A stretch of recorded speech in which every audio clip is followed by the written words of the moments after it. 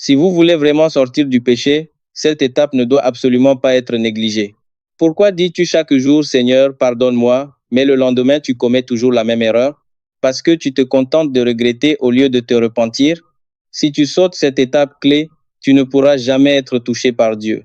L'étape clé, prouver ta repentance par tes actions. Beaucoup pensent que verser quelques larmes suffit pour se repentir. Mais que dit la Bible? Jean-Baptiste, dans l'Évangile selon Matthieu, chapitre 3, verset 8, a crié: produisez donc du fruit digne de la repentance. Dieu ne regarde pas tes larmes, Dieu regarde tes fruits, tes actions. Si tu dis que tu ne veux plus commettre de péché, pourquoi ne supprimes-tu pas ce numéro de téléphone? Si tu dis que tu ne veux plus mentir, pourquoi ne dis-tu pas la vérité? Pourquoi cette étape ne doit-elle pas être négligée? Une foi sans action est morte. De même, une repentance sans action est aussi morte. Il faut se détourner des mauvaises actions. Le deuxième livre des Chroniques, chapitre 7, verset 14 dit: si mon peuple sur qui est invoqué mon nom s'humilie, prie et cherche ma face, et s'il se détourne de ses mauvaises voies, je l'exaucerai des cieux, je lui pardonnerai son péché et je guérirai son pays.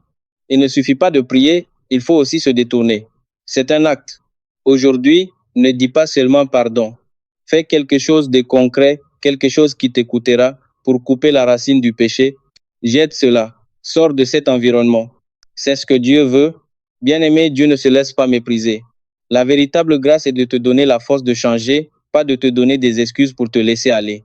Comme le dit la parole de Dieu, indépendamment de la sévérité de sa colère au début, son cœur fut touché quand il vit la repentance sincère dans les profondeurs du cœur de ces gens, et ainsi, il ne put supporter de faire tomber la catastrophe sur eux, et il cessa d'être en colère contre eux.